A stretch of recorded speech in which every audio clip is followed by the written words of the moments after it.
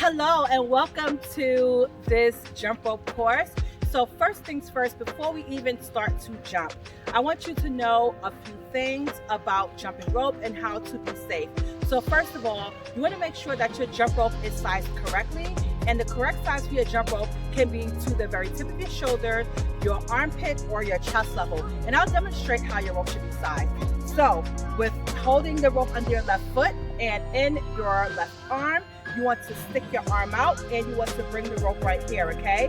And the rope should either come to the very tip of your shoulder, it should come to your armpit, or it should come to your chest level. Now, if you decide that you want to jump or measure with both feet, you can stand here. And of course, it's going to be shorter, right? So here now, instead of coming to my armpit, it comes to my chest because I'm stepping on more of the rope, okay?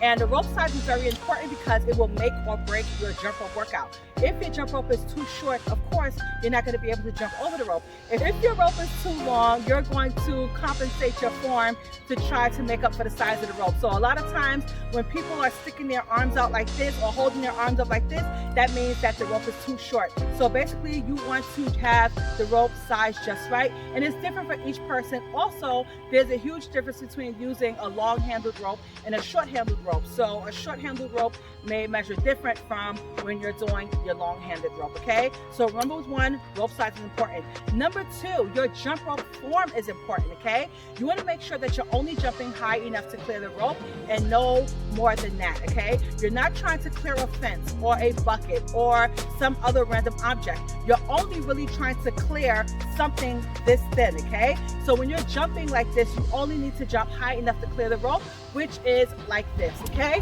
As you see, my feet are barely leaving the ground because I'm only clearing this. You also too want to remember that you want to jump on your toes only. You do not want to stomp on your whole foot, okay? That's where you get all of these injuries that you always hear about by jumping incorrectly. So you want to make sure you're jumping on your toes, and I'll demonstrate that again. So you're here. I'll even turn around. I know it's hard to see it, but I'm only jumping on the balls of my feet.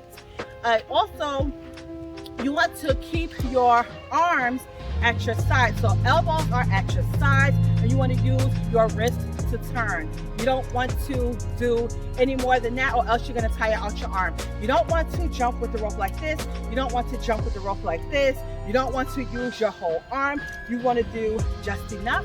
And I will demonstrate that once more again. So here you go.